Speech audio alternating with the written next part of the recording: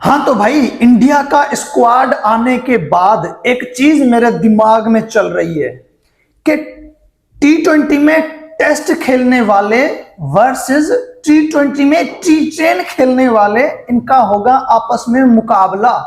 150 से ज्यादा strike rate रखने वाले और 120 से कम स्ट्राइक रेट रखने वाले, ये जब आमने सामने आएंगे तो कौन जीतेगा? वो जो T20 को मानते नहीं है और ये जो T20 को नहीं मानते, ये T20 में टेस्ट खेलते हैं, वो T20 में T10 खेलते हैं। फैसला आपके हाथ में है भाई। मैं आंकड़े आपको बताऊंगा यहां पर। अब ये ना कहना कि बाबर आजम को सिलेक्ट नहीं किया, आप तो पीछे ही पड़ गए हो इनके। भाई मैं तो रियलिटी शेयर करता हूं आपके सामने। अगर झूठ बोलूं तो मारो जूता भाई, ठीक है ना। अगर मैं झूठ बोलूं, मैं तो हकीकत बयान कर रहा हूं। अब जिनका स्ट्राइक रेट 120 का भी नहीं है, वो खेलेंगे उनसे जिनका स्ट्राइक रेट 150 से ज्यादा है, और वो अगर किसी इनिंग में सेट हो जाते हैं तो उनका स्ट्राइक रेट 200 से ऊपर चला जाता है।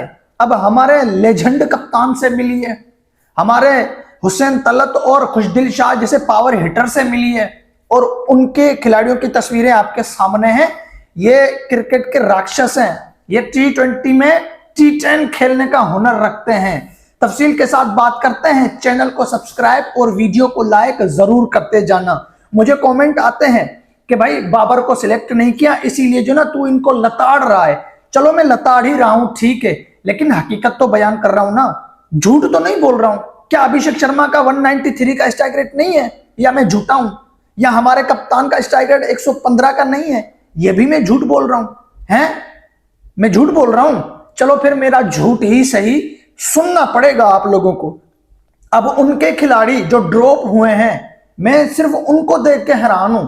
जायसवाल, उन्होंने 164 के स्ट्राइक रेट रखने वाला खिलाड़ी जायसवाल ड्रॉप कर दिया है, जिसने आईपीएल में 13 बॉल पे 50 रन ठोके थे, 450 के स्ट्राइक रेट से। उन्होंने उसको ड्रॉप कर दिया है। और हमारे वालों ने 115 का स्ट्राइक रेट रखने वाले टेस्ट के टुकटुकिए को कप्तान बना दिया है। हमारे सर पे तोप दिया है कि भाई ये तुम्हारा कप्तान है। और 115 का स्ट्राइक रेट, कहते हैं कि ये मॉडर्न डे क्रिकेट लाने वाले हैं, लेकिन अभी तक हमने वो मॉडर्न डे क्रिकेट देखी नहीं है हसन नवाज के अलावा, ठीक है। अब उनका जो दूसरा फास्टेस्ट 50 बनाने वाला है आईपीएल में, केएल राहुल। हाँ, उसने 14 बॉल पे 50 लगाया था आईपीएल में। वो भी टीम में नहीं है, वो भी जगह नहीं बना पाया। आप टीम इंडिया का लेवल चेक करो।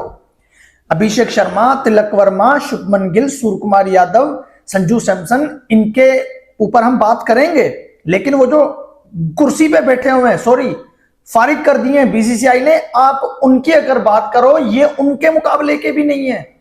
अब आईपीएल की तारीख में 2 ऐसे खिलाड़ी हैं जिनके नाम पे फास्टेस्ट 50 हैं। यशस्वी जायसवाल 13 बॉल पे 50, केएल राहुल 14 बॉल पे 50, और वो दोनों ड्रॉप हो गए भाई। बीसीसीआई ने साइड कर दिया उनको, खली बल्ली कर दिया, ये काम के नहीं है। और हमारे वाले पावर हिटर खुशदिल भाई साहब 104 का स्ट्राइक रेट, हमारे दूसरे Chris Gayle power hitter Hussain Talat भाई साहब 117 का स्ट्राइक रेट, और हमारे लेजेंड कप्तान भाई साहब 115 का स्ट्राइक रेट। अरे उन्होंने जो खिलाड़ी ड्रॉप किए ना, हमारे ये तुर्रम खान उनकी लेवल के भी नहीं है, हैं? श्रेयस अय्यर, याद है वो सेमीफाइनल आईपीएल में चेस करवाया था उसने, 203-4 का टारगेट। जसप्रीत बुमराह जैसे जो है कि खूंखार बॉलर के सामने उसने 90+ रन किए थे, याद है? अभी जो सेमीफाइनल हुआ था जिसमें कार्लोस ब्रेथवेट बन गया था, ये आखिरी ओवर में 4 छक्के मार के इसने मैच जितवा दिया था पंजाब को। वो श्रेयस अय्यर टीम में जगह नहीं बना पाया है। और अगर वही इंडिया की ड्रॉप 11 अगर बनाई जाए इनके सामने, तो भी ये नहीं जीत पाएंगे भाई।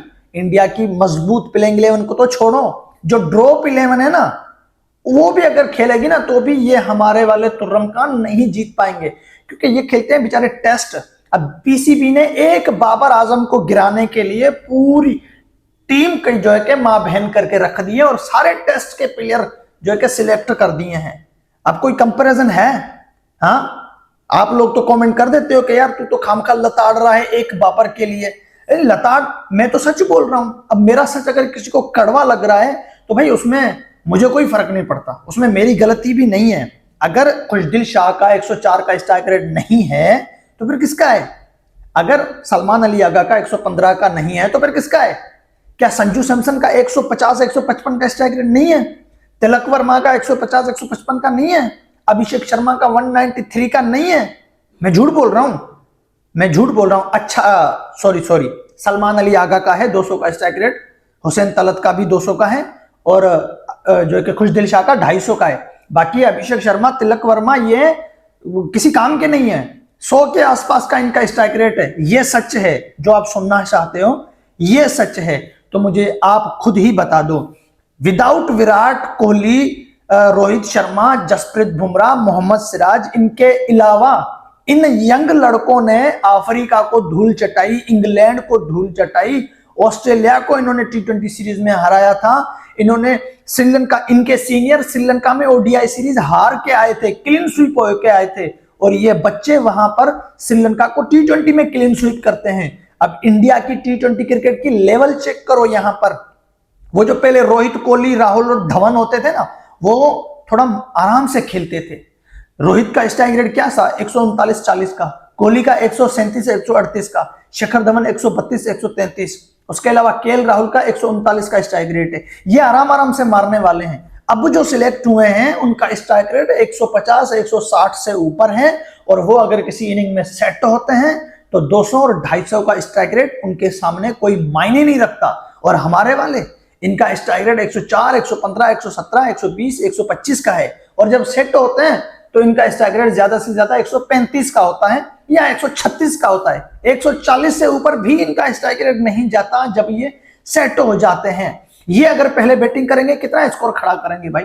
गेस करो कितना स्कोर खड़ा करेंगे? मैं तो 150 भी की भी उम्मीद में नहीं लगा रहा, क्योंकि सामने जसप्रीत बुमराह, अर्शदीप सिंह, कुलदीप यादव, वरुण चक्रवर्ती जैसे बॉलर हैं, अक्षर पटेल, हार्दिक पांड्या, हर्षित राणा जैसे बॉलर हैं सामने।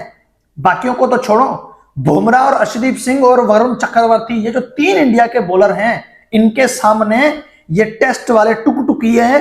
150 बना पाएंगे अगर पहले बैटिंग करेंगे? तो नहीं बना पाएंगे, इनके सामने नहीं बना पाएंगे। और अगर वो पहले बैटिंग करेंगे तो वो तो 250 की ही सोचेंगे। और अगर कोई जो है कि कंडीशन थोड़ी खराब मिल गई, उनको मुश्किल विकेट मिल गया, तो भी 180 190 तो बना ही लेंगे। भले कितनी भी बॉल टर्न हो रही हो, कितनी भी मुश्किल विकेट हो, फिर भी ये इंडिया का न्यू टैलेंट 180 190 बना ही लेगा। और फिर चेस कौन करेगा भाई? बुमराह के सामने किसी ने चेस किया है T20? बुमराह, अर्शदीप सिंह और वरुण चक्रवर्ती, कुलदीप यादव, ये जो बॉलर हैं, इनके सामने किसी की हिम्मत है कि T20 में टारगेट चेस करके चला जाए? ये स्क्वाड देख के पता चल रहा है कि ये दोनों मैच कौन जीतने वाला है। हाँ, इन्होंने जो टीम बनाई है कि हम मॉडर्न डे क्रिकेट लाएंगे, टेस्ट के खिलाड़ी T20 में आकर मॉडर्न डे क्रिकेट लाएंगे, और वो जो इंडिया की टीम में T20 में T10 खेलते हैं, फिर वो कौन सी क्रिकेट है? वो मॉडर्न डे क्रिकेट नहीं है।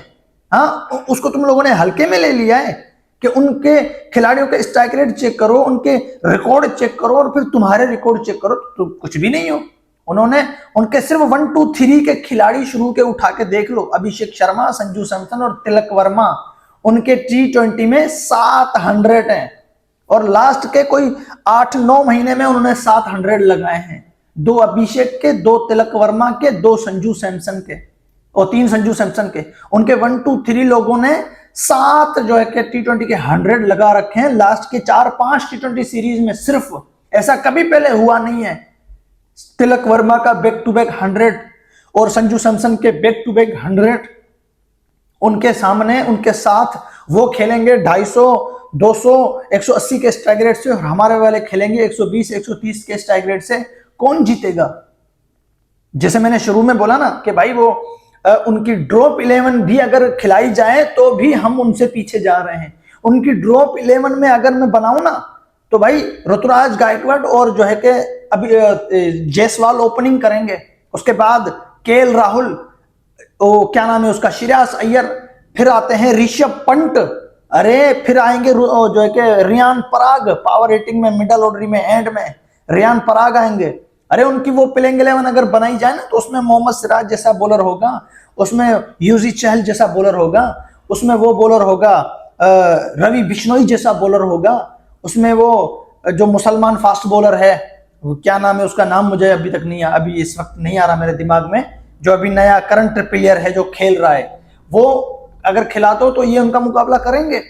उनकी ड्रॉप 11 मैंने देखी है भाई, ड्रॉप 11 भी उनकी इतनी तगड़ी है, इनकी तगड़ी है इतनी कि उसमें भी उनके चैंपियन खिलाड़ी हैं। अब इंडिया की टीम का आप लेवल चेक करो यहां पर कि उन्होंने 13 और 14 बॉल पे 50-50 रन करने वाले खिलाड़ियों को साइड कर दिया है, साइड कर दिया है राहुल और जायसवाल को।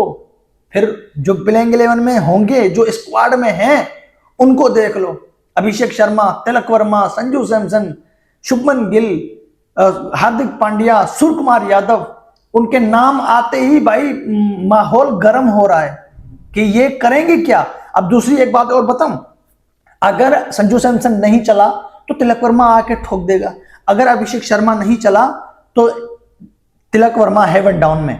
सही है, दो ओपनर हैं, दोनों एक साथ चले ना तो बेड़ा गर्क है, लेकिन दोनों अगर नहीं चले तो दोनों में से एक तो चलेगा ना, फिर इन दोनों में से कोई एक चले, और नीचे से आने वाले शुभमन गिल, तिलक वर्मा, सूर्य कुमार यादव, हार्दिक पांड्या, इन 3-4 में से भी अगर कोई एक दो चल गया तो सामने वालों का क्या हाल होगा। उनके खिलाड़ी जो भी हैं सारे रन बनाने वाले हैं, और हमारे वाले देखो कि देख रहे हैं कि भाई इनमें रन करेगा कौन। एक साइम अयूब चलता है तो ठीक है, नहीं चलता तो गया घर। एक फखर जमान चलता है तो ठीक है, नहीं चला तो गया। वो हसन नवाज जो नया है, कुछ मैचों में उसने रन किए हैं, अगर वो नहीं चला तो उसको कौन रोकेगा। आप खाली साहिबजादा फरहान को देखो, उसका स्ट्राइक रेट भी 127 का है। मैं आप लोगों को लिख के दे रहा हूं, फखर जमान के अलावा कोई इनका मुकाबला नहीं कर सकेगा। फखर जमान भी इनकी वजह से प्रेशर में आके आउट हो जाएगा, ये मैं आप लोगों को लिख के दे रहा हूं।